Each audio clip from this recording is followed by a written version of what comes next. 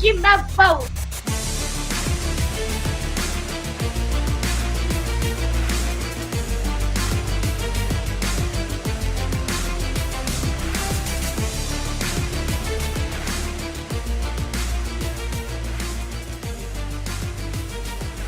Court is in session with Ryan in Sacktown on If You Don't Like That.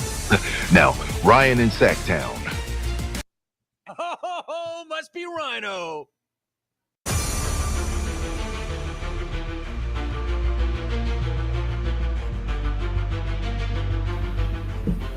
Welcome in to a Tuesday, a Jerry Reynolds Tuesday on the King's Court. We break open the week with you. Training camp is a-going for the Kings. Are you excited? I am. We're going to talk about some of the news coming out of Media Day yesterday. Also, Jerry Reynolds, 2:30 right here on the King's Court. Get your questions in the chat. Certainly would love to hear from all of you. We're going to talk about training camp, certainly the passing of Dikembe Mutombo, Pete Rose. Man, tough day. It's been a tough year in sports altogether. So we've got all that. Certainly the NFL weekend. We have not hit on any of it. Yes, my Seahawks got blasted. I know. Go ahead. Hit me up in the chat. I put the Seahawks as winning last night's game. Dead wrong there. Nah, not for Rhino. Anyways, we're brought to you by Bennett's Westside Grill in Rockland. Happy to have everybody here. A lot going on. Baseball wild card games have started in the playoffs as we sit this second. The Tigers going into Houston. They're up 3-0 right now, bottom of the eighth. Royals and the Orioles just kicked off. Also later today, you've got the Mets and the Brewers, and then you've got the Braves and the Padres. Padres back in the playoffs.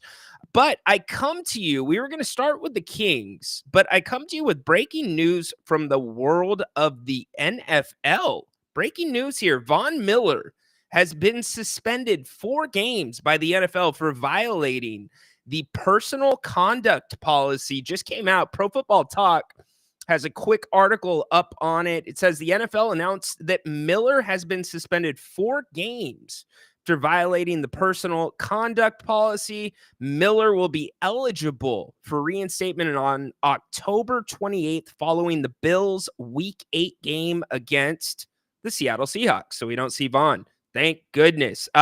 He'll also miss games against the Texans, Jets, and Titans. Now, is it a big deal for Buffalo? So. Give me your take. If you're a Buffalo fan, Margot, hello. Where are you? Our resident Buffalo Bills fan. Let me know what you think. The league did not specify the reason for the suspension. However, Miller was accused of felony assault in 2023. Miller called the allegations false at the time, and the alleged victim eventually recanted. Isn't that interesting? Now, I say it's interesting for this point.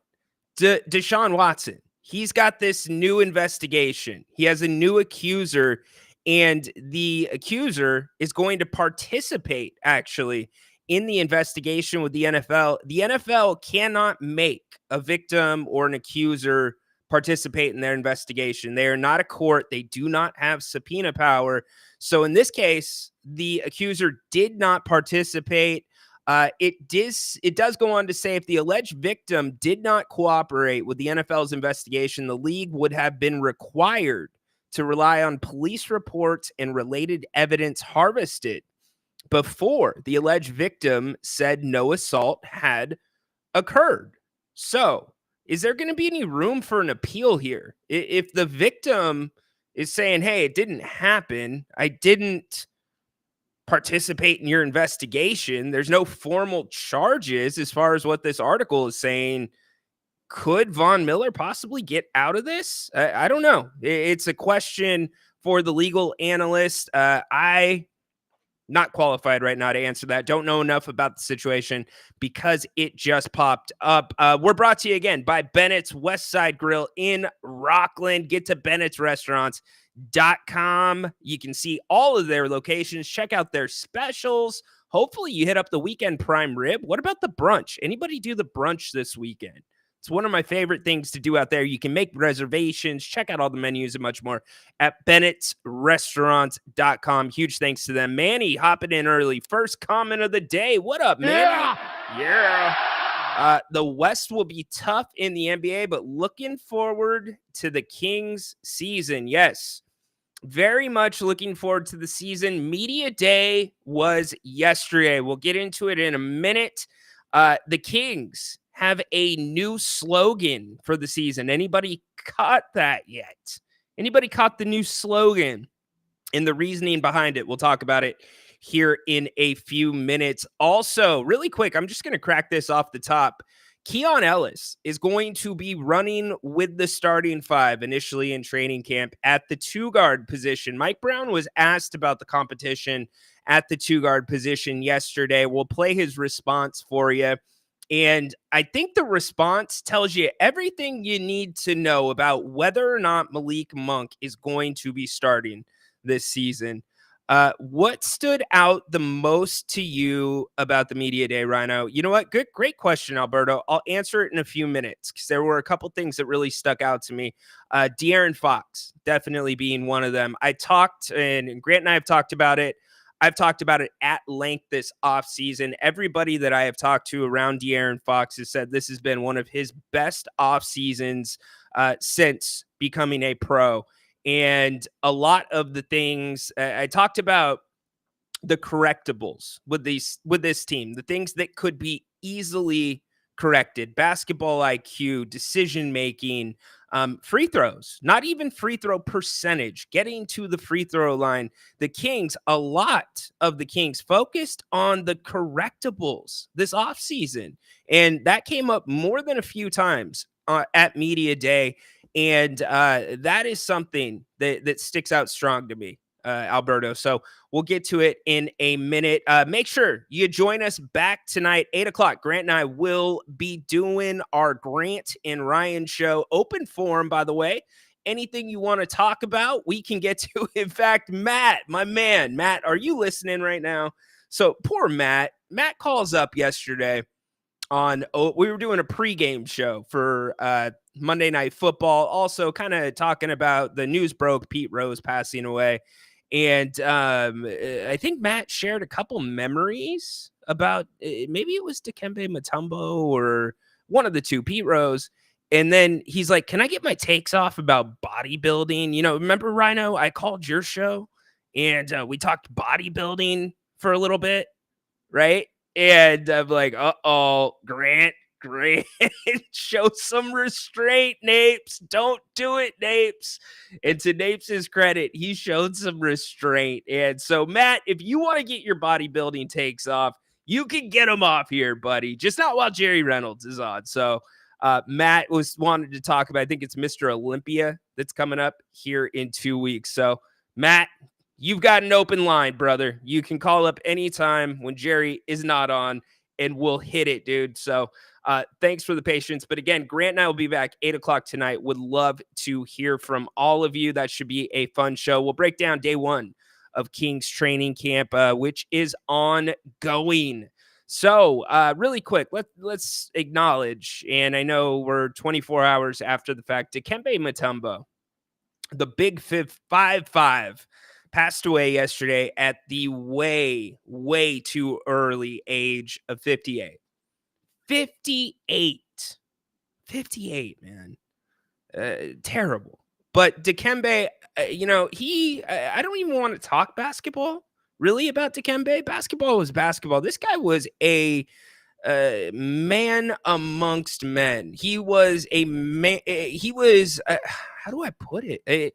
He was bigger than life off the court. And it wasn't for, being on TV doing things. This guy was a huge philanthropist.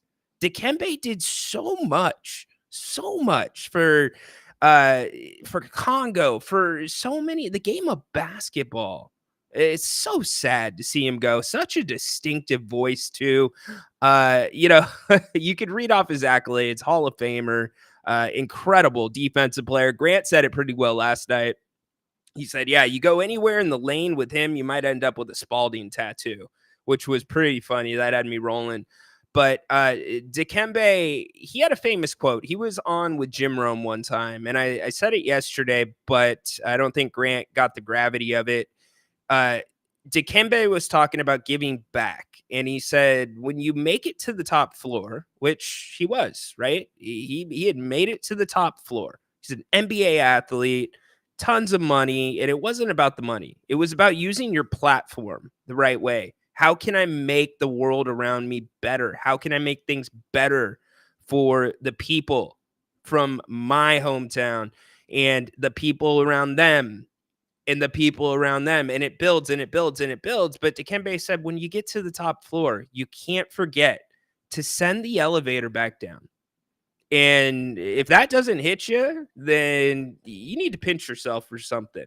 I think that's such a great one line about how we should all try to give back, strive, live our lives. It's you didn't get there alone, and that goes back to the Kings, and it has nothing to do with Dikembe Mutombo, but their slogan for this season: climbing together, climbing together. I know I teased that a few minutes ago, but Dikembe, rest in peace, my man. That finger wag. I'm gotta get to the camera here.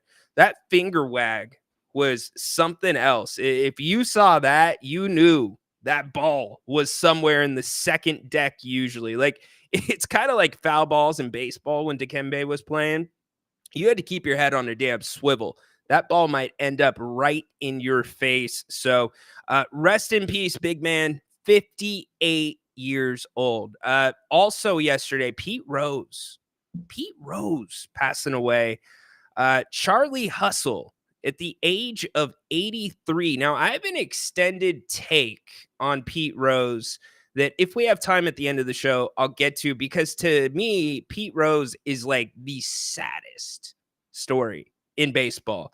Look at the way that the game of baseball is played right now. What does it need? It needs a Pete freaking Rose, right? It needs a shot in the arm, somebody that's hustling everywhere, head first slides. You know, Pete Rose could have been such a great advocate for the game. And I get that he advocated for the game at times privately, but he also advocated for himself. Let's be honest.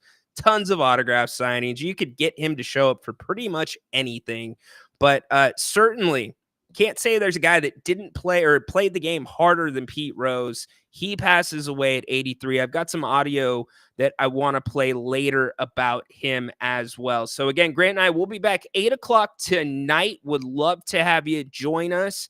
Alberto hopping back in. We'll get to your comments as well. Fox looks so at peace. Incoming great season, I hope. Didn't it look like the weight was off his shoulders a little bit? And I get it. Trust me. I get it. It's the beginning of the season. These guys are going to be relaxed because right now, or I should say yesterday, is the healthiest they will be all season, right? The climb begins the next day. But yes, certainly it looked like the weight of the world franchise-wise was not on his shoulders. And we'll see. You got to, I keep saying we'll see. I need to quit saying that. But DeMar DeRozan, how's he going to fit into everything? I've been talking about the things with DeMar a lot that a lot of other people are not talking about. And many of them came up at Media Day yesterday, including from De'Aaron. So we'll get to that. I think we're going to have another breakout year from Fox. I believe it's it's the last year of his contract, and he's looking for that max deal. So Dorian, he has 2 years left on his contract. So next season will be the last year on his contract. But for all intensive purposes, this is the year. This is the year. This is the year the decision gets made on De'Aaron Fox, because if you don't see the path forward with him, or you don't think, even though he is an all-star caliber player and a top 10 point guard in the NBA, maybe top 5 when he is playing, maybe 22, 23 season, top 5 point guard. Absolutely. Last year, maybe not. That's debatable. But if you don't see this franchise taking the next step in the climb, like Mike Brown is talking about, with De'Aaron as part of it, then you've got to start thinking about what you're going to do, because you've got to get max value back for him. De'Aaron Fox is not a guy that you can let walk away. Period. End of story. I get the Kings were in a different position with Malik Monk, and they were confident that Malik would come back to Sacramento. But De'Aaron, not so much. And that's nothing. That's nothing that De'Aaron has said that's making me say that.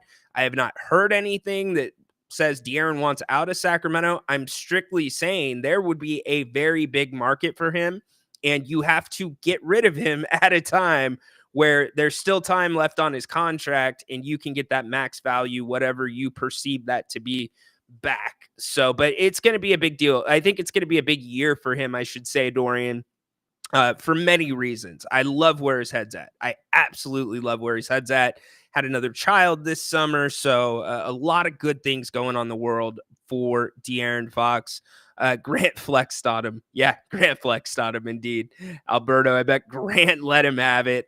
He has no nonsense kind of attitude. No, Grant was actually very polite about it. He's like, you know what? You can call back another show. It's just we've got the passing of Pete Rose, Dikembe, 2 Monday Night Football games, and nobody wants to hear anything about bodybuilding right now. And I didn't disagree with him, but it could have been one of those moments where Grant let off and he didn't. So good job, Napes. I thought that was going to, because if you don't know, new segment on the 8 o'clock shows, you've got a rant with Grant.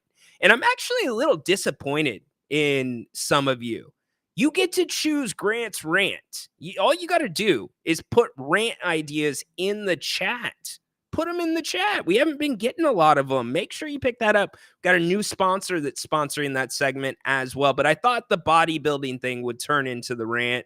Then I messed with Napes a little bit. I'm like, Napes, you got one of those bodybuilding Speedos, dude? You got one of those? I hope not. Ooh, bad visual. Anyways, Alberto. Hopefully the NBA honors him this upcoming season, maybe with a patch on the jerseys. Yeah, they'll do something for Dikembe. Certainly. Bane, what's up, dude? Media Day Monday. Did I miss the beach volleyball segment? No, you have not, Bane. Bane, that's our number one story, dude. Beach volleyball. Is there even a beach volleyball league, Bane? There's women's volleyball. That's Sea Dog. He's kind of our correspondent, or Corn Dog, excuse me, is our correspondent for women's volleyball. But what's up, Bane? Happy to have you here on a Jerry Reynolds Tuesday. Jerry Reynolds joining the show in about 10 minutes. Sometimes Jerry joins early. So I'll say this, Jerry Reynolds, anytime, coming up here in just a couple of minutes. Let's get to it. Before Jerry gets here, let's talk some Kings. Media Day yesterday. I'm sure many of you have watched the videos, listened to the clips. Some of you probably salivating at that picture that's on the screen right now. See, Malik's going to start. Malik's with the starters. That's the starting 5. Well, not so sure that's going to be the starting 5, but I am pretty damn sure that is supposed to be the 5 that's going to be on the court at the end of the game if everything is going good. But I led with this, and it was De'Aaron Fox. De'Aaron Fox, it looked like, again, the weight of the world was off his shoulders to a degree. And I get, just had a new shoe launch. Everything's going good. New child. But we've talked at length about DeMar DeRozan and what he brings, or what he should bring to this Kings team. And De'Aaron was really quick to talk about, hey, don't think about or don't judge DeMar's age at 35. Guy played his career high in minutes last year.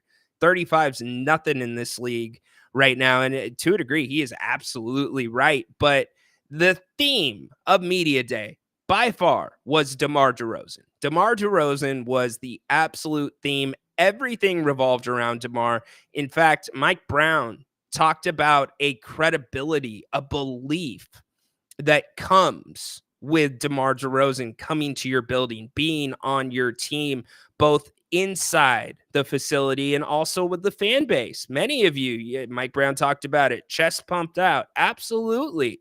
You've got a multiple time all-star. You've got a guy that I think, and I'm not saying anybody on the roster the past couple of years was lagging, but doesn't it feel like there's a different level of accountability now with DeMar on this roster?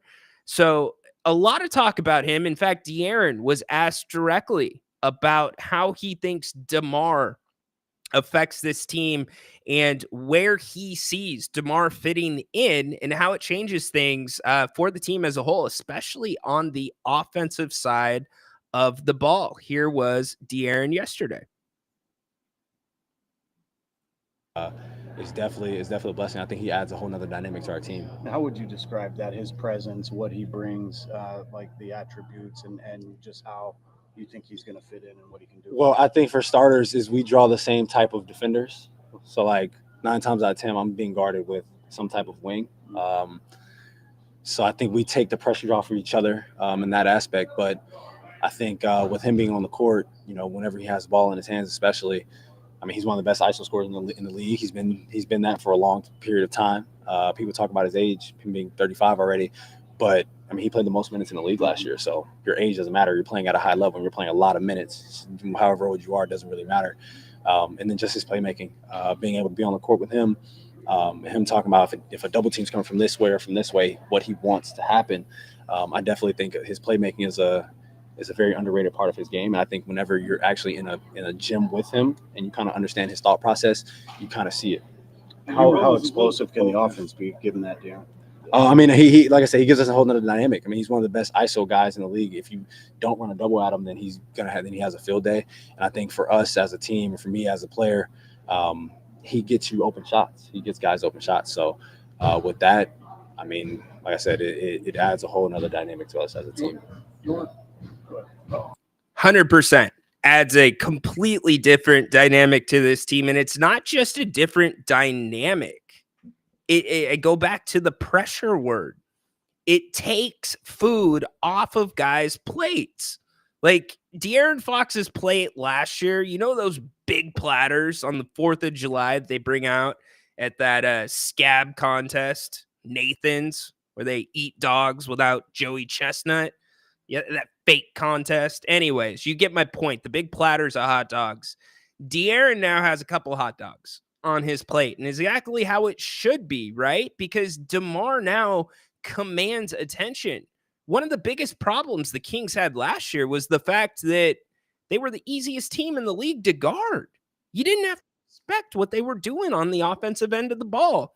Now with DeMar DeRozan on the floor, they're a 3-tier threat from behind the three-point line, the mid-range, and then Domas under the hoop. So a lot of what De'Aaron said rang very true and spot on. We're going to get to more from De'Aaron here in just a couple of minutes, but we know what Tuesdays are around here. I talk about it. I know that LeBron wants Taco Tuesday. It's pretty funny how LeBron says it, by the way. I'll give him that.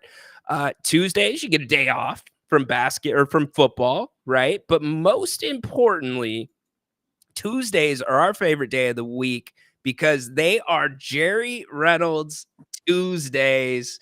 The man, the legend. Jerry, how you doing today, buddy? Yeah, pretty good. This October heat, though, we gotta move on to fall here pretty soon, don't we? This is get a little depressing. I know. Can you talk to somebody about that, Jerry? Yeah, I've got a real insight into to Mother Nature, so. Very good, very good. Well, hey, your Chiefs, Jerry, they just keep on rolling. Yeah, as much a fan as I am of not just the Chiefs but the NFL, I enjoy it. But boy, injuries and the Chiefs have been lucky. I'll be the first to admit it. They could be 0-4. Sure. And they've been very fortunate to win each game, but winning is still the deal. And I think with Andy Reid and Pat Mahomes, they've got certainly an elite head coach and an elite quarterback, and that gives you a little better chance than most, I think. And but I don't know where they go. And it's one week it looks like Buffalo Bills are the best team in the league, and then the next week they get embarrassed, and Yeah. the Ravens look like they're overmatched, and then all of a sudden they look like a super team. So that's what I say. If I was a Niners fan, and I do like the Niners, is it hey way too early get to get worried. I mean Yep. I'm convinced with the NFL maybe the key is of course being reasonably healthy going into the playoffs, and it's your backups with the exception of your stars. Whoever's got the best second string lineman offensively and defensively. It's a great point. It just seems like every sport has injuries, but football, I mean, it's not surprising. You watch it. I'm amazed that every player that plays isn't hurt every game. Oh yeah, it's a great the Dallas game, Jerry, on Thursday night. The backup lineman, the backup tackle, he must have had like 5 holding calls. He was getting ran through the entire game. It makes a huge difference. Huge difference. I mean, certainly like for instance, I love watching the Niners. I mean, their offensive line, obviously, without McCaffrey, and they still can run the ball every bit as good because the line opens up so many great holes. And I mean, they certainly miss McCaffrey for all the other stuff he does. Yeah, But still, anyway, yeah. But one of the best things about the NFL is when it's going good, that means basketball's around the corner. So that's damn right. I was gonna say if it wasn't basketball season right here, you could go moonlight for the Niners at tailback. You could probably get 60, 70 yards, couple touchdowns. I'll tell you what, they got some pretty good holes there, but I'd be sliding before I got to the line. Manny is happy that you are feeling better. Sounds like the cold cleared up, so that's a good thing, Jared. Yeah, well, thanks, Manny. Yeah, it seems like every summer I get a head cold, like have an car air conditioning cold, I call them. I mean, but hey, when you're going to have something, just hope it's not worse than a cold. Yep. Amen. Amen. Well, Jerry, we are here. Media day yesterday. Training camp kicked off today. Before we talk Kings, Dikembe Mutombo, Jerry, 58 years old. 58 years old. So sad, and marvelous player and just a great philanthropist and human rights activist. I mean, just of course, yeah, he was special. Boy, you just see that young guys passing away. I just think of his. I think he had brain tumor, wasn't it? Yeah. And a good friend, former coach of the Kings, Paul Westphal, had that, and of course he was 71, but I mean he was in great shape, and boy, within 6 months he had passed. Just let's it's something's going to get you. You just enjoy. Yeah. Makes you think you've got to enjoy your time and do the best with your time that you can. Yeah, it's very well said. I think you hit on the most important thing. He was an amazing basketball player, but he did so much off the court. I mean, when I think about ambassadors for the game, he's right at near the top of the list, Jer. Yeah, he is and was. I mean, there's no doubt. I mean, really probably most of the important things of his life happened after his career, and certainly, I'd like to say, we remember what an outstanding career he had, and and his except his fingers like this long. Yeah, I mean, it's one of those things where he created his own little league rule. Yeah. I always say that's kind of a sign of greatness and something when the league has to put a rule in just because of something a player does. Yeah, that is when you get your own rule, you have officially made it into that league for good. So the Kings, Jerry, unfortunately kick off training camp with a couple of injuries. We know about Kevin Herter, who's going to be reevaluated. He actually hits the 6-month mark with his shoulder surgery October 3rd. He's reevaluated later this month. Jordan McLaughlin is dealing with an ankle injury. He'll be reevaluated in a couple weeks. But most importantly, Trey Lyles, he's out right now again. Jerry, that's a position the Kings cannot afford to be thin at. No, and Trey's missed so much time last year. It's really they really just need him, as you say. I mean, obviously, I thought McLaughlin, I mean, would be very important until Herter gets available and Carter. Yeah, And now that he's going to be out. Now it does during preseason. I think if you want to look for positives, which I'm doing, is it may give the coaches a good chance to look at Orlando Robinson to see if he might be part of the solution. Because without Lyles, I mean, obviously it's a position of need and depth, size. So, just hoping that maybe he could prove, with some extended minutes that you'd think he might get, that he might be a guy they could depend on, be part of the rotation. And I mean, I think Colby Jones is it's going to be an important time for him. interesting. I don't know that he's played particularly well last year or even summer league, but I think it's time to find out if he's a guy they can count on. And here again with the injuries, you'd think he'd be getting some pretty good opportunities. Yeah, what do you think is the plan right now? Let's say Orlando kind of works out, but doesn't blow the coaches away. How are you patching that hole right now at the forward position? Well, I think it's going to mean that Keegan Murray's going to be playing an awful lot of 4, which I think he should anyway with DeRozan available. So and that just may mean they go even smaller at times. But DeRozan has guarded some 4s, which I don't know what that does to you. I mean, a little small, very small. I mean, I think that's the real concern. It's just if this team has something an area that you just know needs some extra help, and that's in the size. They might even try playing Domas at some 4 and with Lynn. I wouldn't be scared to do that in 8-10 minute spots, but that's probably not the answer for any longer than that. Yeah, no, it is a good point. Domas, he's shifty on his feet, but that might be a big ask. But, this is where Monty McNair has the flexibility. Jerry, do you monitor other teams, what they're doing at training camp, anybody that they may release and look to bring somebody in if this Trey Lyles thing extends a little bit longer? Oh, I think you do, and I don't, you don't expect to get a star that way, but there are players who on certain teams have a lot of depth at one position. They may not be needed, but for the Kings, it might work out. I definitely think that they'll be following rosters very closely, and certainly you can still trade. I mean, ask New York and Minnesota.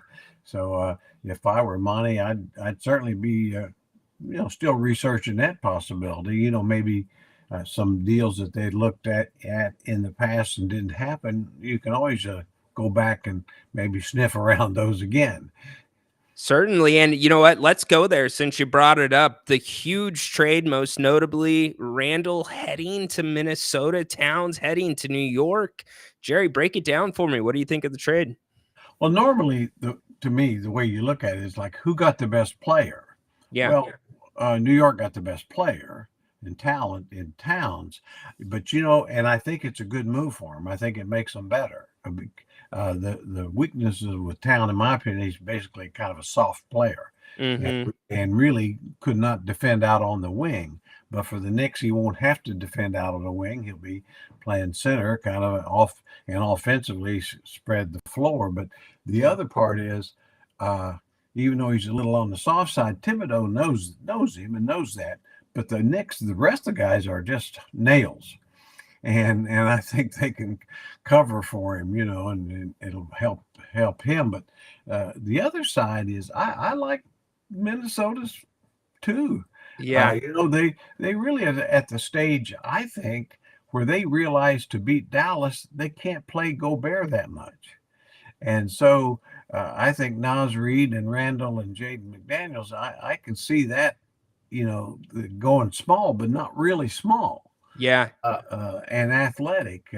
They could do that more. Not that Gobert won't play a lot, but I just think in a lot of situations they're thinking we can't play Gobert down the stretch against Irvings and Doncic's and Gilgeous Alexander's because he can't step out and cover them on screen rolls. Right.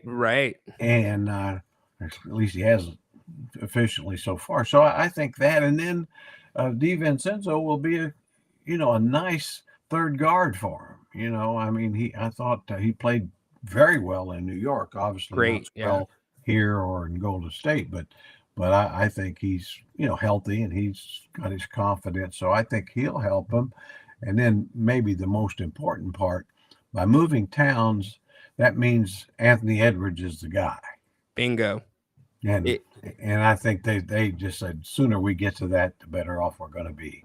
So Grant and I have kicked this around. Did the West get better with this trade, Jerry? I don't know if it did, but I don't think it got worse. I mean, I just think Minnesota's really good differently.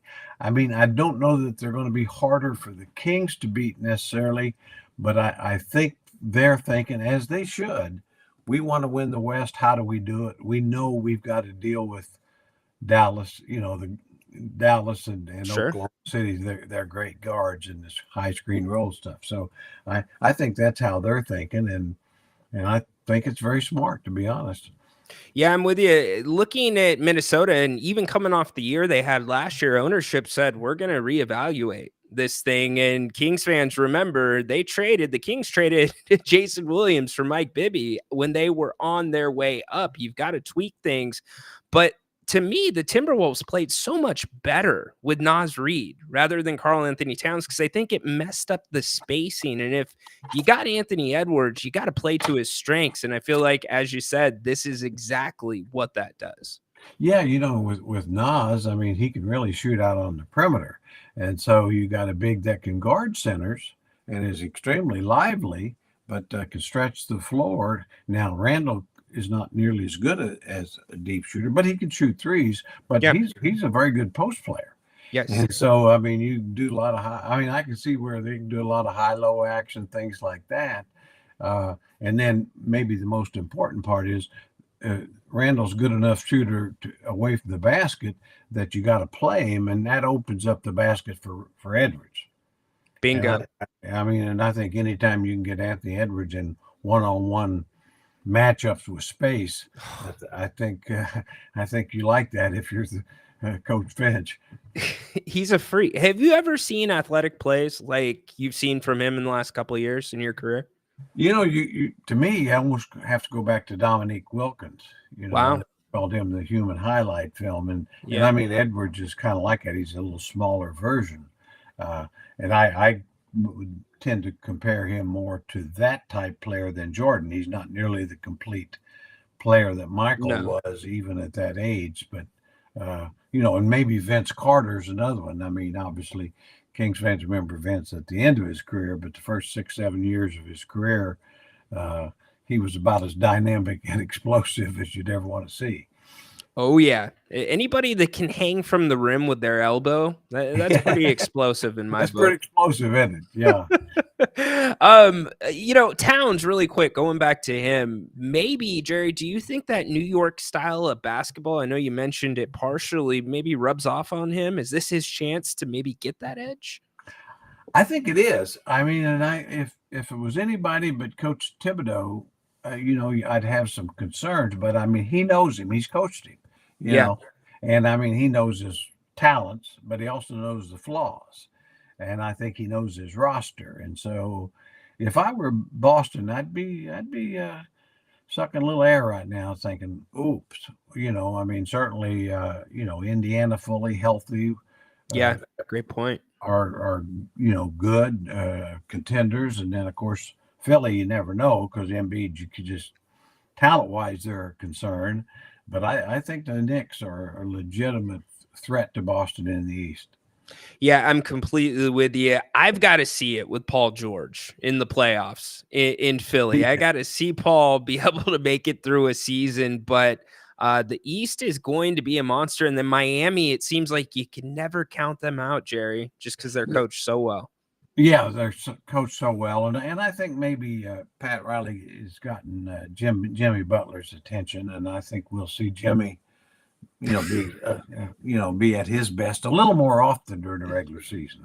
He's going to be Jimmy sometimes, but then the playoffs, he is playoff Jimmy, and so I mean he and Adebayo, I mean they'll be a tough out. I don't know that they shouldn't be a contender, but the fact that it's Eric Spoelstra and Pat Riley and Jimmy Butler, and you kind of know they will be.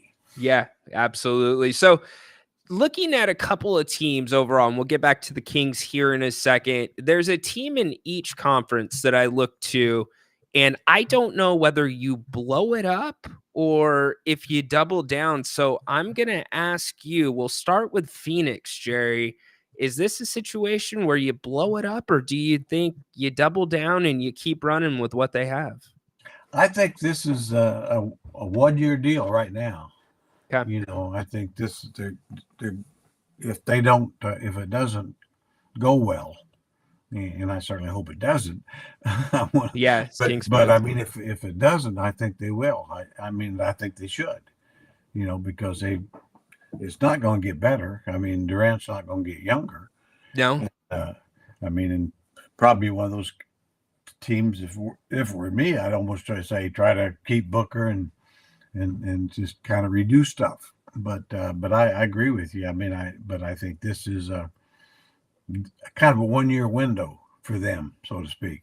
Yeah, we talked about Tyus Jones. I think that's the key, because you were wasting Devin Booker's talents if you're asking him to be a distributor, Jerry. Yeah, I think that was I think it's a great pickup. I think it's exactly what they needed. Booker did a commendable job, but it took him away from being at his best position, which is off guard. To Exactly. me, Book is I've said many times, he's kind of like a JV Kobe. Yes. A smaller version. I mean, I don't mean that derisively. I mean, he's an elite player, but he's not Kobe.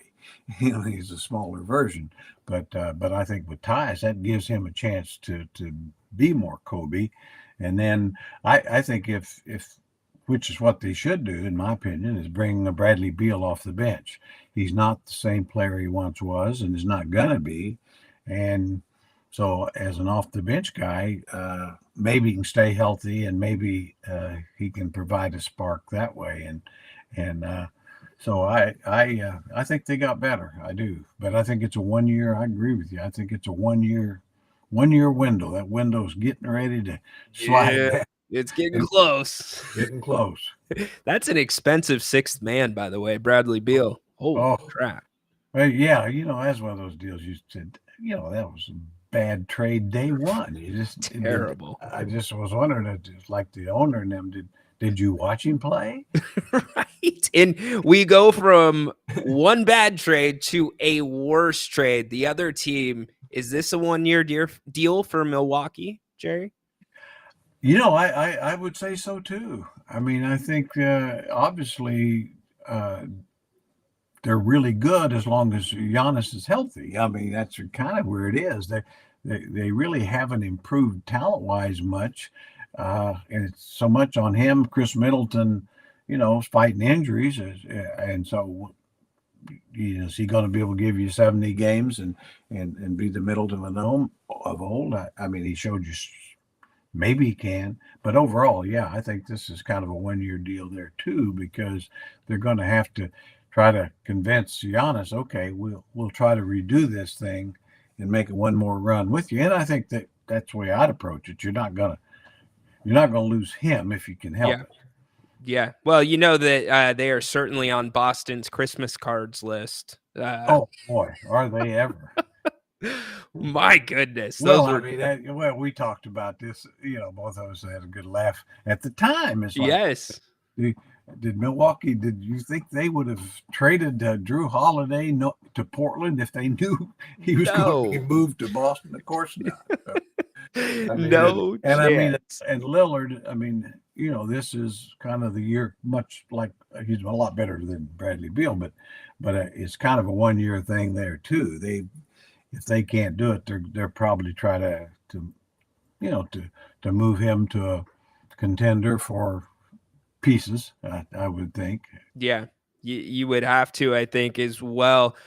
Gammon with a question. I assume he is directing this towards the Kings. Jerry, what is the team's Achilles heel? Is pouring in points the best masking agent for this?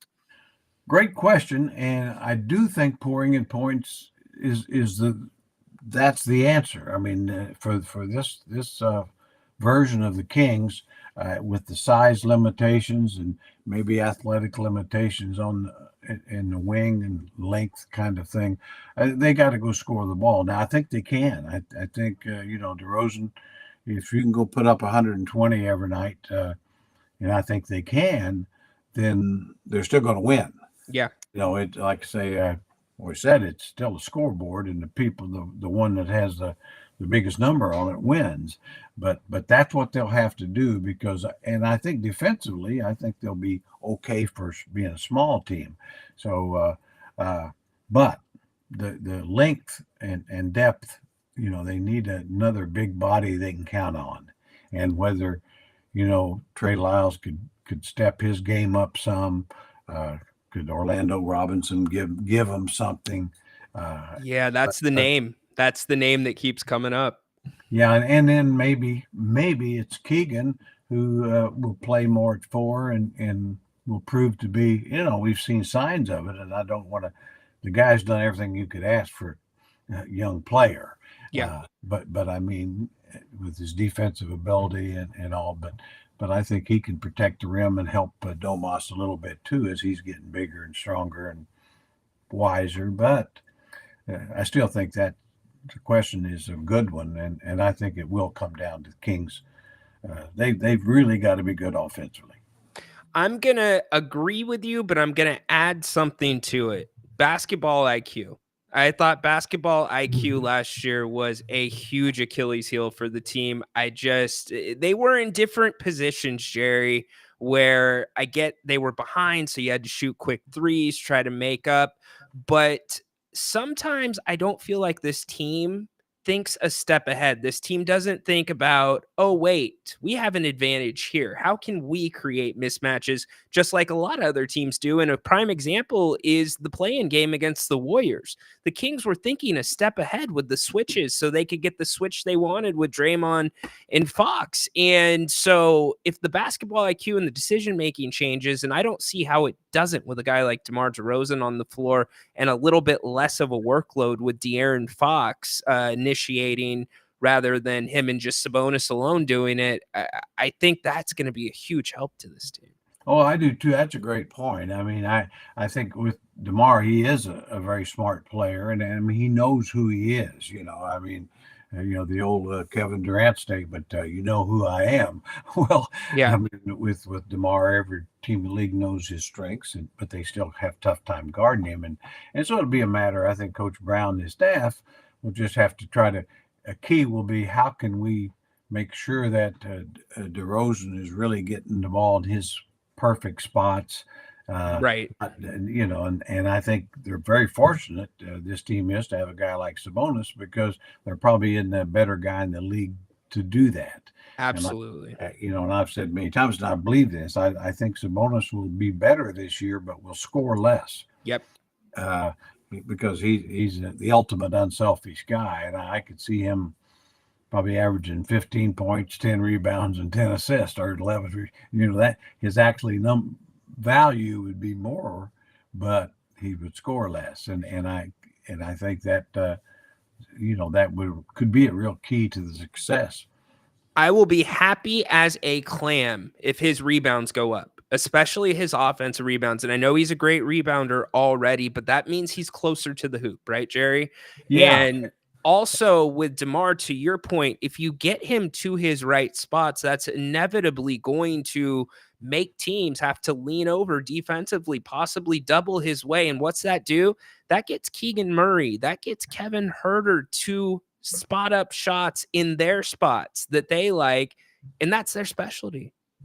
Yeah, I do think with both DeMar and De'Aaron, uh, they're going to draw some doubles, and that's going to really give I think Keegan Murray some another clean look or two every game. Yep, absolutely. And you know where he can get his points.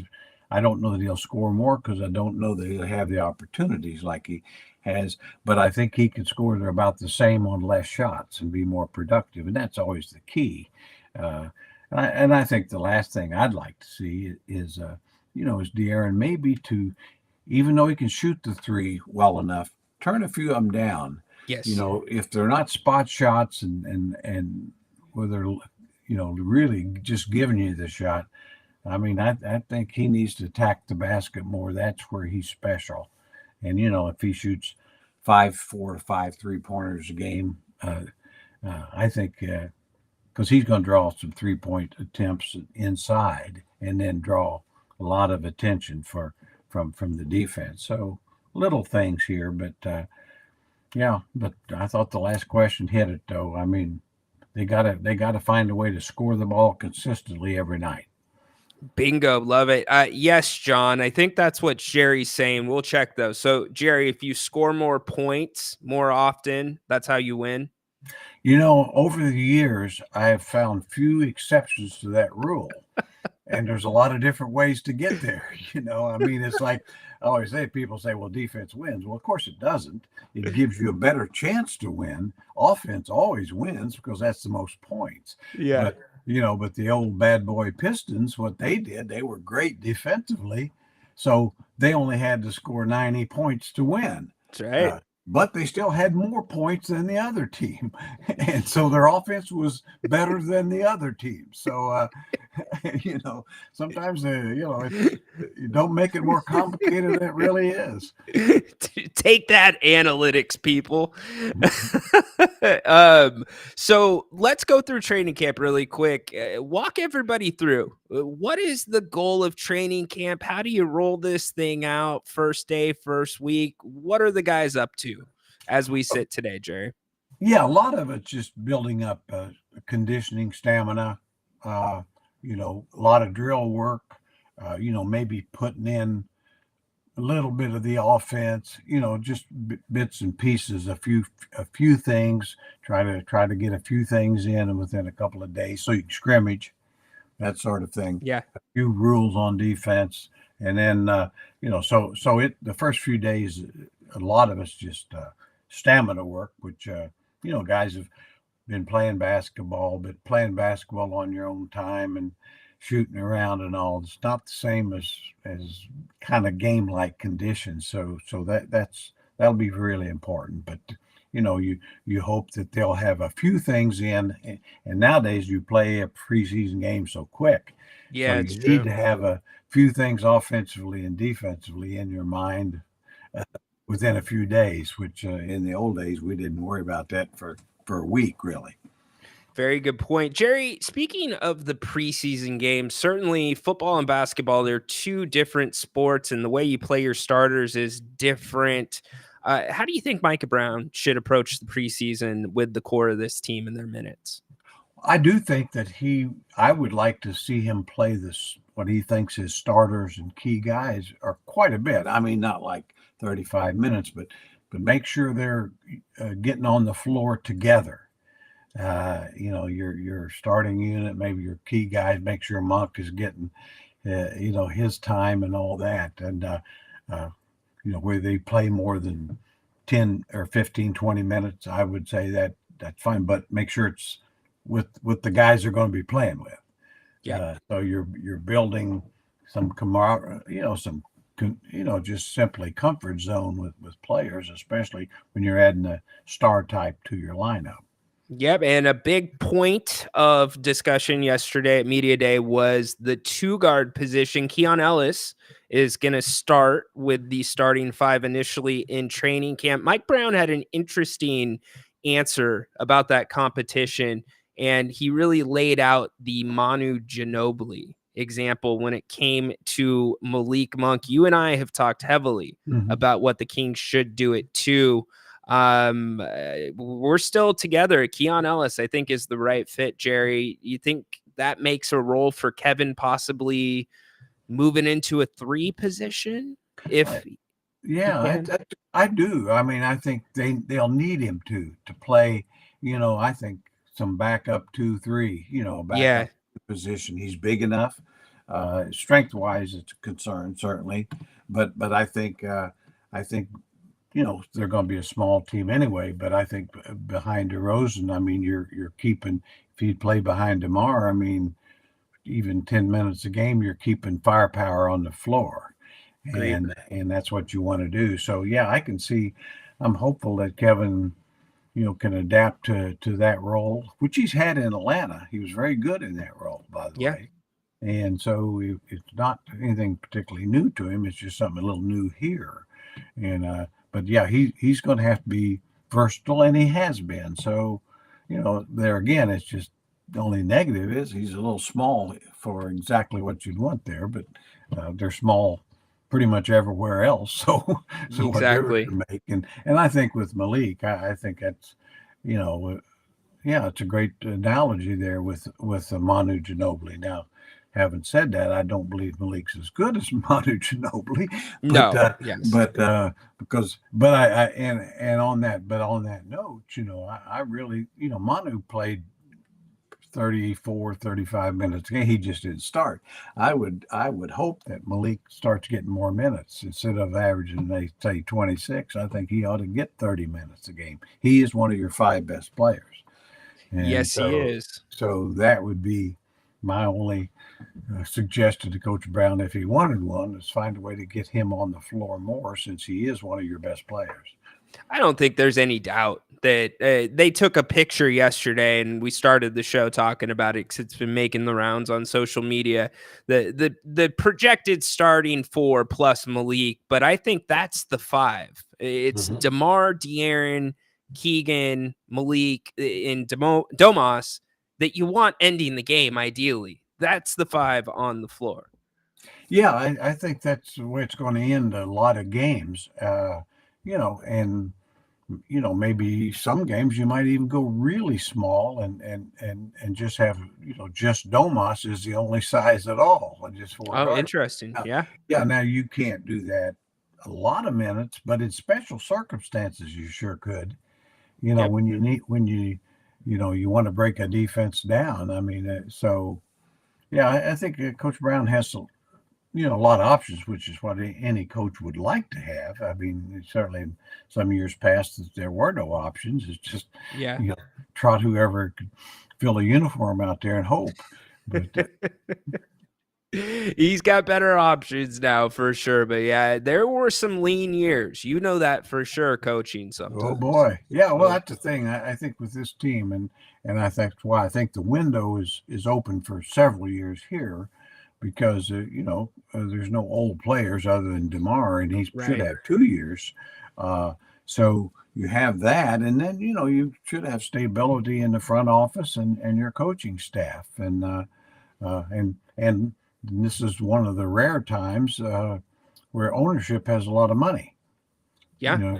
And I mean, certainly the Maloofs, when they bought the team, originally did, and they spent it, and they had really good teams, and they had good teams, and they spent the money until they didn't have any money, and then then things did go well. Funny about that in sports. Yeah, that is funny how that works. Indeed. Really quick, Kevin Huerter does actually look like he's gotten a little bit bigger size-wise. He joked about it yesterday because he's like, well, when you injure your shoulder, you're doing a lot of shoulder work. So maybe that'll fit him well if he gets some time at the 3. Jerry, always a pleasure. Did you get your chicken and dumplings this week? I didn't. It's been okay. Yeah. I'm gonna, definitely. Of course, I'm kind of planning on maybe heading up to Tahoe to get away from this weather. So I'll I have to hear wait that. till get me and Mrs. Reynolds later, maybe early next week. But yeah, chicken and dumplings. I'm thinking about them. Love it, love it. Well, have a safe drive. If you have any room in your trunk, let me know. All I'll just right. jump in. Okay. But no, always a pleasure. We'll catch up next week. Talk about more training camp and news. And Jerry, you're the best. Thank you so Well, much, buddy. well, thanks. Enjoy it with all you guys. And yeah, basketball season's around the corner. Man, what a happy time. It's a happy time. We are in the month when the season starts. Can't get much better than that. That is Jerry. Have a great one, buddy. See you. All right. Jerry Reynolds joining us every Tuesday. Great conversation. Gammon, I saw some of your questions. They just weren't quite fitting into the conversation. I will save them and put them in the locker for when some of those topics come up. Anything Jerry said, perk your ears. Let me know anything that you heard that we talked about. The Minnesota trade, really interesting. I'm not ready to say the West is better either. I told Grant if you held my feet to the fire, that's the way I would lean. But I do think when it relates to the Kings, this helps the Kings with Julius Randle. And the reason it helps the Kings is because the Kings are smaller. They're going to be a little quicker. You got to beat them with quickness at times. And Randall's not the most agile guy. I think it's a little bit more, and he's more athletic than Gobert, as Jerry pointed out. But I think there's some mismatches the Kings can target there. It's the size versus speed. Now, certainly Minnesota on the other end of the court can target the Kings with the lack of size, but the Kings have played the Timberwolves pretty well. And Towns, again, going back to him, he just did not fit into what they wanted to do to make it to that next level. In fact, I would argue he almost was holding them back in this sense.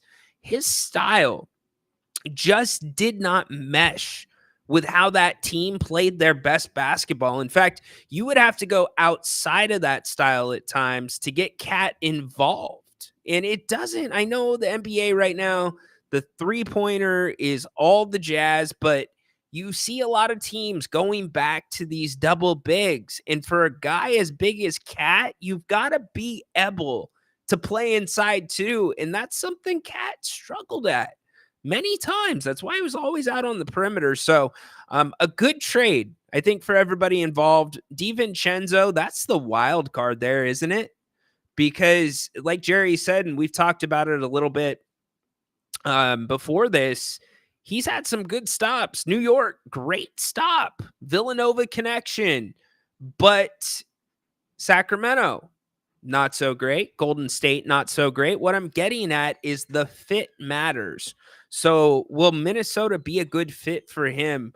Overall, it will be very interesting and a lot of good storylines to follow when it comes to the Kings. We still got a lot. We got about 30 minutes of show left here. We'll get to Pete Rose. Also, we've got more sound from Media Day. Want to talk some more Kings with you guys. We'll get back to the comments as well. But first, got to remind you about Bennett's West Side Grill in Rockland. Not their only location. 3 locations in all. Go to bennettsrestaurants.com. You can check out all of their great menus. They have prime cuts of seafood, steak, incredible burgers, sandwiches.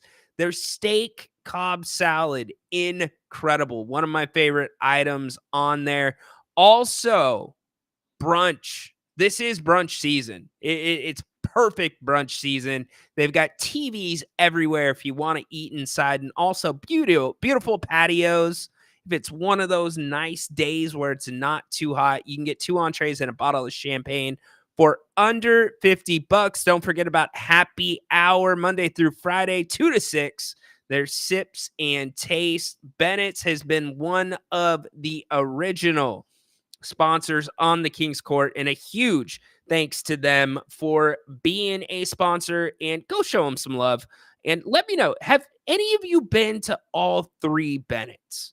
Have you been to all 3 Bennett's yet? Hit me up. I know some of you have been to a couple. We're going to be doing an event at Bennett sometime this season when Grant's back in town from South Florida. We are going to get together. We'll do our shows. We'll do it for a Kings game. We'll do our shows from Bennett's, and then we'll have a watch party. We'll make sure it's a road game. So that way, if you go to the games or you have season tickets, you can be included as well. So stay tuned for more information on that. Great conversation with Jerry. Really enjoyed that. We are incredibly lucky to have Jerry here every Tuesday. Awesome stuff. We didn't have him last week because I had something going on, but as basketball gets closer and closer, in fact, we're here. We will continue to be talking with him and talking about media today. We heard from De'Aaron talking about DeMar and how that kind of opens things up for the team and how it changes things to a degree. A lot of you have said it feels like the pressure is a little bit off De'Aaron, and I don't disagree with that, but I've been saying, and I said it at the top of the show, this has been one of the best summers that De'Aaron Fox has had that I can remember in a long time. And that's coming from people close to De'Aaron, around the team. And as I said at the top of the show, there were a lot of controllables that the Kings let get out of control last year. And they're really hyper-focused on bringing the balance back, on making sure that they're taking care of the things that are up to them. And De'Aaron addressed this about his game offensively. There was a lot of criticism last year about De'Aaron. Now his 3-point percentage was up. You can't argue that, but at what cost to the team? Because that extra point you get from behind the arc, does it mean more than what you get for the team if you're getting inside and getting fouled and getting to the free throw line? Yeah, I know you can get a 3-point play, but you can get teams in foul trouble. You can get guys in foul trouble. You can get into the penalty early, right? And also, if you're shooting free throws, you're setting your defense, something that the Kings many times in the second half of the season, when they were able to set their defense, they were playing great defense. But when the Kings weren't getting to the free throw line and not setting their defense, because a lot of times when they weren't getting to the free throw line, the shots were not following as well. So it's a lot of transition. And one place where the Kings are bad is transition defense, not one of their strengths. They're great in transition offensively, but defensively not so good. So De'Aaron talked about his game yesterday and what he worked on in the offseason. Here's Foxy.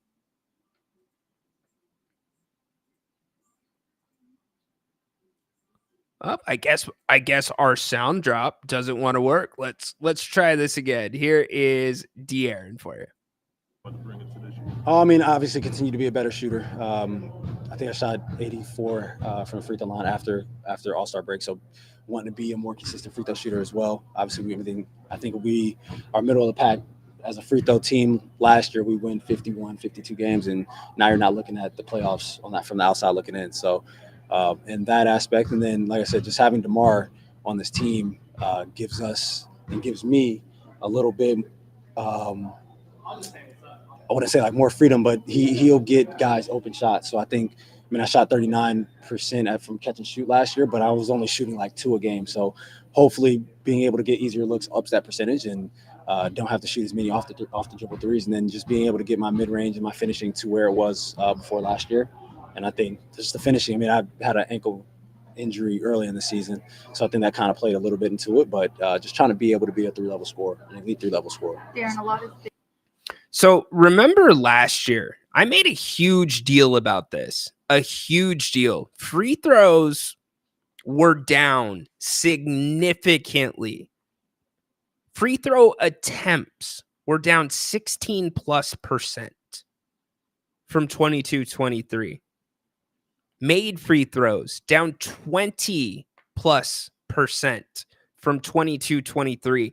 That was a lot of points the Kings left out there. So free throws, I've said it all off season, have been a point of emphasis for De'Aaron. And I hope that that translates both to getting to the line and also converting from the free throw line. A big question, too, this year had to do with Kevin Herter. I've got a bite from him that I want you to hear. Kevin was talking about some of the difficulties he's experienced over the last season. Really, the off seasons haven't been a problem, but the in season has been a problem. It's not the easiest thing in the world to wonder, am I going to be here tomorrow? Having constant trade talks, having talk about your game. And it wasn't exactly fair to put it all on Kevin because his looks changed. Now, I get if you got an open three, you got to knock down the three. That's on Kevin. He is a 3-point shooter. But when you're getting different looks because teams are guarding you differently, think about how teams guarded Domas last year. They sagged off of him, which takes away a lot of the same looks off the move that Kevin was getting. One thing Kevin is great at is the spot up three. Jerry and I talked about that with both Kevin and Keegan. Here's Kevin on what he thinks DeMar can do to help him improve offensively this year. It does. Obviously, DeMar is a special offensive player, has been since he's been in the NBA. Fortunately, I've had to play against him for 6 years now. So it'll be interesting to see how teams guard us. I don't know if I know the answer to that yet. We'll figure that out. But there's a lot of answers teams are going to have for us on any given night, and whether let Fox go one-on-one or DeMar go one-on-one or let Domas go one-on-one, it's a lot of ways we pick your poison. And so I'm looking forward to more catch and shoot opportunities. I feel like my time in SAG, a lot of it has been off the move and really working for a lot of the shots that I'm getting, with obviously the attention that Domas and Fox have always gotten. But there's some of those easier looks to catch and shoot, get more in transition, being in the right spot, and just getting off to play off those guys. Should make a difference from Kevin. And like I said, he is bulked up a little bit, which will definitely help out when it comes to possibly playing the three position and playing a little bit outside of that 2 spot that Kevin so commonly plays. But also remember, Kevin's pretty long. He's pretty long, and his defense is not terrible. He just could not do the same things that Keon Ellis can do, which enabled De'Aaron Fox to get freed up more defensively. And you saw the steals go through the roof. And offensively, now I fast forward to this year, that's the hope with DeMar DeRozan. That if DeMar DeRozan, because the free throws, we know, great at him. Getting the mid-range, getting his spots, great.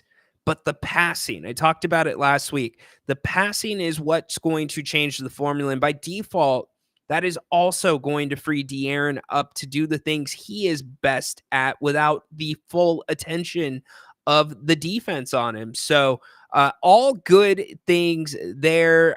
Mike Brown was asked yesterday also a few questions. He's talking about the theme of this year. I told you guys that it's climbing together. You might ask why that is. They brought in a mountaineer. Check this out. To do a speech. He had climbed the 5 most dangerous and highest mountains in the world. And he talked to the team. He talked about how climbing is not just an individual sport. It is actually a team sport from an expedition standpoint.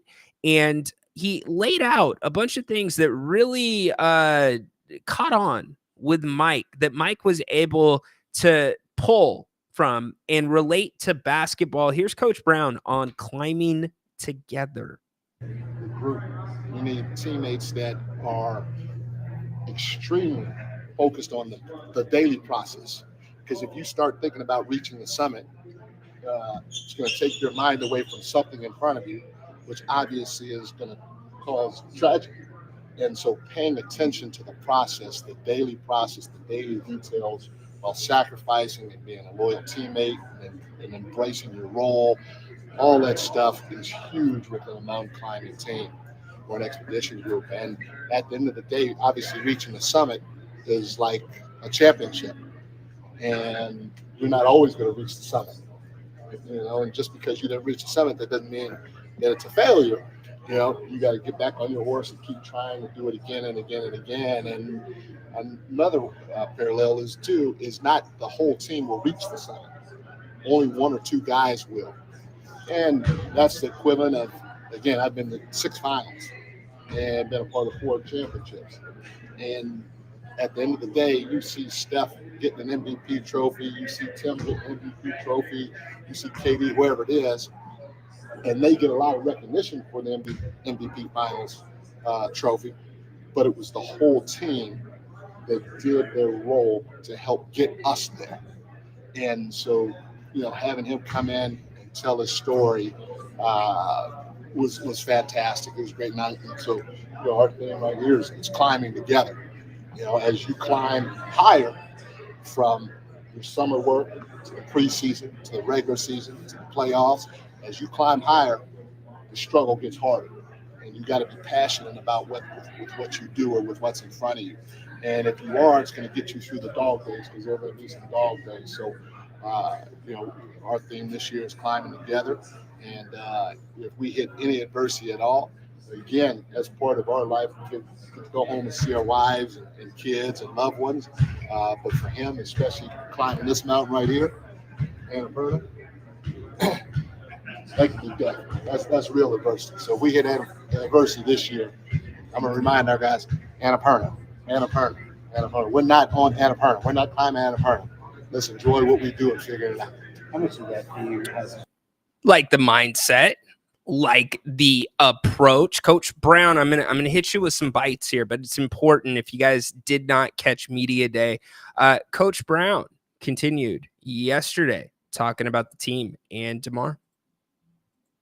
But obviously you want everybody healthy, but that's And the injuries. That's part of it. And you look back, even last year when we had the injuries and it stunk and I hated it. But at the end of the day, other guys got an opportunity to step up and get some valuable playing experience that they wouldn't have gotten if guys were healthy. And so for us, it's the same thing. It's next man up, and the next guy has to step up, and we got to hold down the fort until other guys get back. But injuries are a part of the game. But again, it's not something that you wish upon anybody. Heck yeah, Patrick. Welcome in, buddy. So Jerry and I covered what the Kings may do. I think Orlando Robinson will get some extended looks like we talked about. But again, preseason, time for guys to step up, time to get that rotation to start forming. That didn't make sense. Sorry. You've got to get a better rotation than Mike had last year. And I'm not talking player-wise. I'm talking consistency. That does need to be a little bit better. I did tell you that Keon Ellis is getting the looks right now at the 2 guard with the starting 5. Coach Brown addressed that as well. The open competition, because competition is good. I have no problem with that. And Malik's desires to start for this team. The first thing I will say is this: I want guys on my team that not only want to start, but want to be the best. Again, that's going back to Ed's speech yesterday. You want everybody on your team to want to have a commitment to being their best, and you want everybody to want to be at the highest level in that group. But obviously, not everybody can get there. So I'm excited that Malik wants to start. I know his teammates are excited that he's that type of competitor. But at the end of the day, I also know that Malik is about the team, and he wouldn't do anything to disappoint his teammates, especially his best friends on the team. He doesn't want to bring them down, and just as importantly, he doesn't want to bring down the city of Sacramento. So I know he'll embrace whatever role we throw at him while continuing to compete, push whoever is in front of him or the side of him or behind him while we're trying to get better as a group. But I've said this before, I was fortunate, blessed, lucky, however you want to call it, to coach. So I'm not going to hit you with another 2 minutes of that, but basically what Mike was talking about was the Manu Ginobili example that Jerry and I covered. How Manu was a top player in the league, could have started for many teams, yet he came off the bench. He talked about Bowen being in front of him, even though Bowen played 6 minutes or only averaged 6 points a game, etc. Sometimes teams need that spark plug. So certainly something to pay attention to in training camp.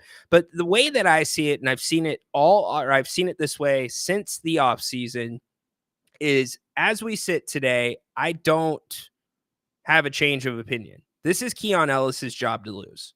I truly believe Keon Ellis is the best fit to be with that starting five for many different reasons. I think in some ways you are wasting Malik's talents and you're leaving points on the floor by having Malik in the starting five. Now, last season, different case. The Kings were not good enough to spread their talent out, even though they did. And that's why they fell behind many times. There were games last year Malik Monk should have started, and he didn't.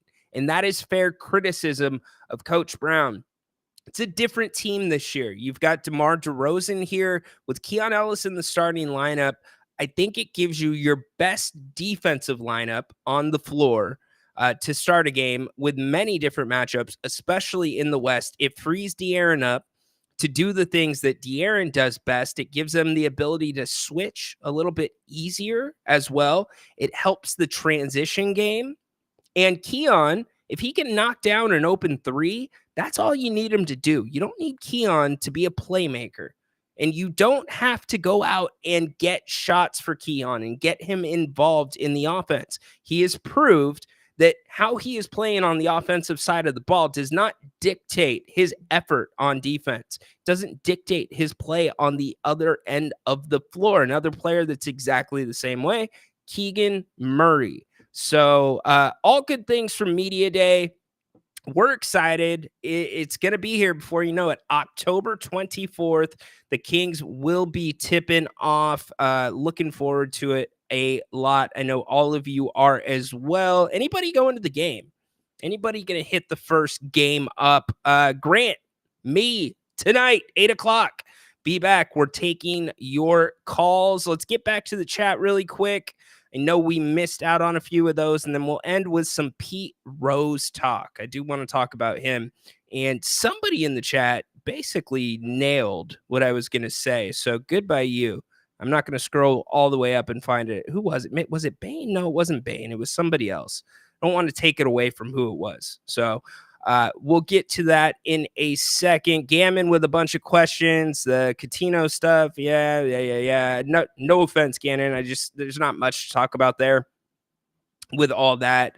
All these years, all these high lottery picks, and we still haven't locked down the 3 position. Yep, but you got to remember, Gammon, that goes across multiple administrations. And Keegan Murray, pretty damn good fit. Now, I get that he's playing 4. His natural position is the 3. That's his natural position. Should be a natural 3.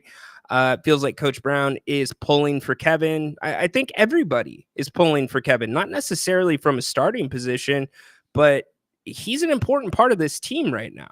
Kevin Huerter is going to have to play significant minutes for this team when we tip off on October 24th if you have no Trey Lyles. So, of course, everybody's pulling for Kevin. He's a hard worker. He's been through some adversity. I hope he bounces back. I think we all do. Sacramento, I say that all of you are the best and most knowledgeable fans in the NBA, and I stand by that. But sometimes you can also be the most emotional fans in the NBA when it comes to guys struggling or De'Aaron Fox. There were so many post-game shows last year that we'd come on. Fox is trash. Trade him. Get him out of here. I have been critical of De'Aaron Fox, but the reason I'm critical of De'Aaron is because I'm watching the tape. I'm running it back.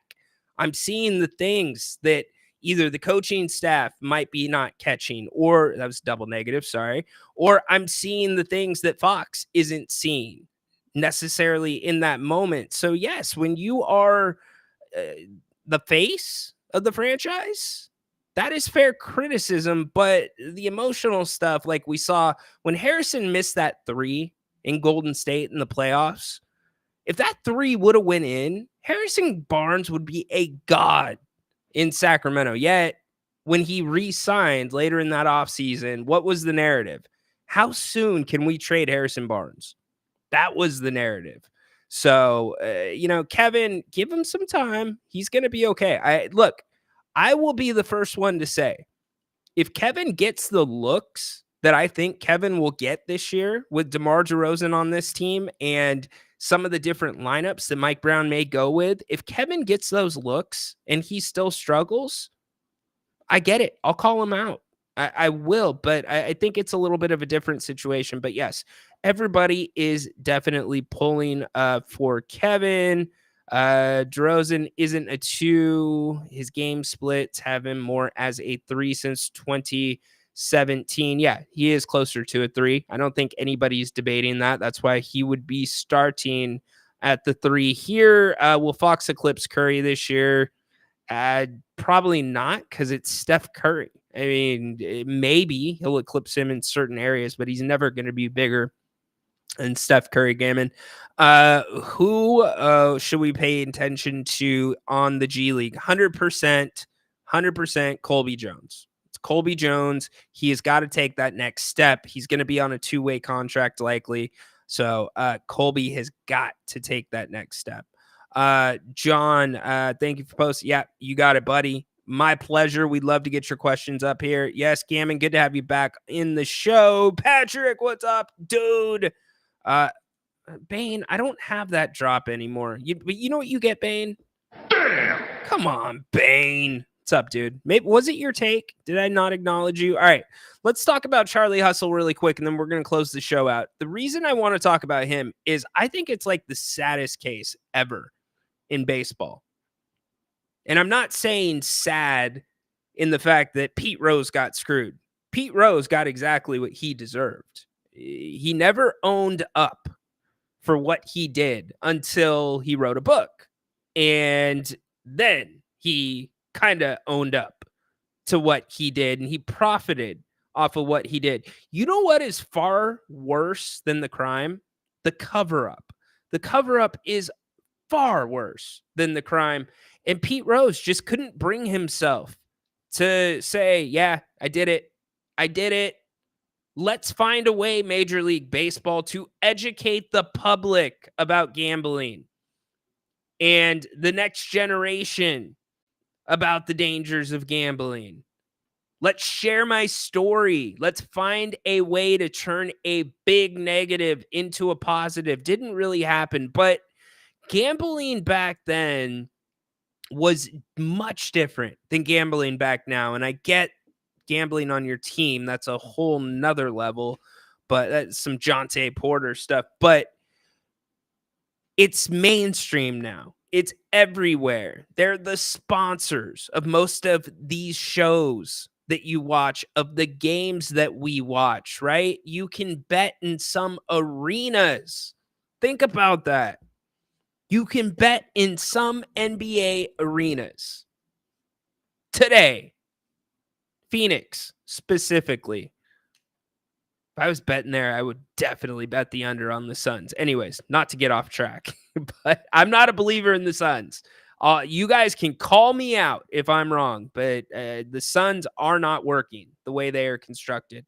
But anyways, getting back to what I was saying, look, gambling now is now an in thing. It's accepted. It's cool, right? And I get the differences, right? It's different having the money to gamble with versus not having the money and gambling and doing it under the table and going through a bookie and possibly putting yourself or your family in harm's way if you can't cover your debts. Whereas legally, okay, you got to explain to your wife why there's not money to pay the mortgage or why you guys can't go eat dinner at a nice restaurant, right? Not a fun conversation, but at least you had the money to do it because you've got to put the money up front because it's usually debit cards, whatever it is. I don't I don't gamble. Maybe I should. I went 12-4 this week in the NFL pool. That's right. Blue Chaos, where you at? Coming up. I'm biting at your heels. Anyways, Pete Rose played baseball the right way. Pete Rose was the epitome of hustle. Epitome. My fly's down. Why? Because I picked the Seahawks last night. Come on, John. Nice try. Nice try, John. That's Bane's brand. John, what's your brand is asparagus, dude. John, your brand is asparagus and smelly pea. That is your brand, John. You are Mr. Asparagus Guy. Guru, what's up, man? It's been a minute. Gambling is too accessible and being marketed to young people hard. It's no good. It's similar to alcohol advertising, too. That is bad, too. Well, look, we can have that argument all day, right? Kids are going to get... Look, Zach, you and I, we were at Bennett's a few months ago. We're not too far away in age, right? Yes, I paid Zach. Speaking of gambling, we had a friendly wager on how much Malik Monk was going to get paid, by the way, this offseason. Zach was closer to the number than I was, so I owed him dinner at Bennett's. And that was that. We had a good time. But Zach, you and I, we're close in age, relatively. We gambled as kids. What the hell was Pogs? Pogs was gambling. If your Pogs didn't flip over, the other person kept them. That was gambling. What about baseball cards? It's kind of gambling, right? I mean, the same aisle to a degree, the same rush because you're getting the whole pull of the pack and you don't know if you're going to get a good card or a bad card. Yes, you shouldn't market towards kids, but what I'm saying is it's much safer, my man, than the alternative. It's much safer than the alternative, than what was happening before. That's where it's on the parents. That's where parents have to be parents. And you step up and you talk about those things. You got to be transparent with your kids. Call them out if you think something's wrong. Anyways, getting back to Pete Rose. If I say anyways one more time, I'm going to give myself a damn. Pete Rose played baseball the right way. Guy hustled his ass off. They made fun of him because he would sprint to first base. That's how the whole Charlie Hustle thing started, right? Pete Rose is exactly what baseball needs today. Think about the opportunity missed for this guy to be an ambassador for baseball. Not only for the right things in baseball, hustling, playing hard, but the bad things, the gambling. Learn from me. This was Pete Rose's last interview before he passed away. And it really resonated with me. I'm going to play a clip for you right here. When other guys will kill somebody or they'll be strung out on drugs, or they'll be... Oops, sorry, guys. When other guys will kill somebody or they'll be strung out on drugs, or they'll beat their wives and stuff like that. In a couple of years, they're back in the game. So I think that's the dilemma that people are struggling with right now as far as the Pete Rose case. I hurt myself. I hurt my family, no question about it. But I've been able to survive, no thanks to baseball. If I do anything surrounding the world of baseball, I have to get baseball's permission to do that. I do banquets and stuff like that, and make good money doing banquets. But one thing I do, guys, even today, I go around this great country of ours, and I sell the game of baseball. And they don't even want me near the game of baseball. But I believe, and I could be wrong, I think Jeffrey will second this, I'm the best salesman that baseball has as far as selling the game. Because the way I played, people understand the way I played. I played like I love the game, which I did. And people could see that when I played the game of baseball. And it's just a shame that more players playing today, God love them, they make all the money in the world, don't have the time or don't have the fun that I had when I played. I don't know if it's a change of times from the 60s and 70s and 80s to what we're about now. But it just seems like a lot of players today are in love with the paychecks and not so much the game of baseball. That was the opposite for me. I love the game and I got a paycheck, but I didn't get paychecks like they get today. I wish I was playing today. I got a lot of respect for the players playing today. They do a good job and they're really good ball players. Agree with him or not, there's a lot of truth to what he said there. But at the end of the day, Pete, at the end of the day, my man, the cover up is what kept you away from the game of baseball.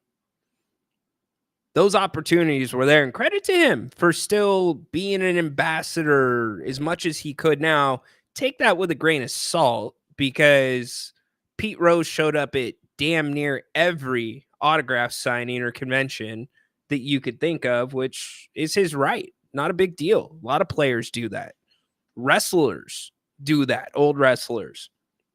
But opportunity missed. So I tragic. Loved the way the guy plays the game. Loved it. Outcome just wasn't what it could have been, what it should have been. So Pete Rose, dead at the age of 83, lived a full life. 83. That is a full life. John, yeah, no. I mean, that don't make no sense. What doesn't make no sense? Me saying anyways too many times? Yeah, that does not make any sense. So what a great show today. Jerry Reynolds Tuesday. Always a pleasure. Thank you to all of you that have showed up at some point. 215 were here at one point. So thank you for that. Watching across multiple channels on multiple platforms. We've got the show streaming to 3 different YouTube accounts. So appreciate it. We'll be back 8 o'clock tonight. Grant and I will be still talking a bunch of football. We didn't even talk football today. We did not even talk football, and I've got a lot of thoughts on week 4. Also, baseball ongoing. The Tigers knocked off the Astros in game 1 of their wild card series. That is a best of 3. So Houston, their backs are against the wall. The Mets right now on top of the Brewers, 3-2, top of the 4th inning there. And then you got baseball later tonight. The Padres and the Braves. Padres back in the playoffs. Hopefully those guys that sang that Padres song, what was it, 2 seasons ago? I hope they're not back. Do you guys know what I'm talking about? That's what's in. That was so bad. I hope they don't show up again. So anyways, hey, we are going to bounce out. We will see you at 8 o'clock tonight. Appreciate all of you. Please be back. Also, make sure that you subscribe. Do me a favor, too. If you haven't, can you give us a thumbs up or a like on the show? I'm always monitoring those. Subscribe to If You Don't Like That. Whoa. Damn. That was a squeak. Subscribe to If You Don't Like That on YouTube. It's where all of our Kings programming is at. You can find the entire library there, and all of this year's pre, post, and halftime shows will be streaming there and on the X platform. And make sure you are following the Kings Court on X and following the show on Spotify. Man, I got to get out. These teeth are bugging me. I'm still learning how to talk. Anyways, Spotify, also Apple Podcast. Get there. You get your audio exclusives, your morning shoot-arounds. Those are coming back. You will have a new morning shoot-around tomorrow that's different from the live show. The live shows go up there as well. But again, looking forward to being back 8 o'clock tonight with Grant. Make sure you make it a priority. Come back. It'll be fun. We'll be taking your calls. Matt, my man, Matt, you want to talk bodybuilding? 8 o'clock tonight, dude. Just if you're going to do the bodybuilding thing, don't show up in bodybuilding gear, Matt. I'm just going to give you one piece of advice. Like, probably stay off camera, Matt. We don't want to see the tan. We don't want to see the Speedo, Matt. We don't want to see the dehydration that you have to go through before the contest. But Matt, my man, get up in here. We'll talk some bodybuilding with you. It's all good. Mr. Olympia coming up. So, all right, great show today. Huge thanks to Jerry Reynolds. Huge thanks to Bennett's Westside Grill for sponsoring the show as well. We're back 8 o'clock tonight. Grant and Ryan open forum. We'll be talking also King's Training Camp. We'll have some updates from day one of King's Training Camp. Already getting some text messages, talking to some sources. So we'll get you the most up-to-date information there as well. Go Kings, light the damn beam. Court is dismissed.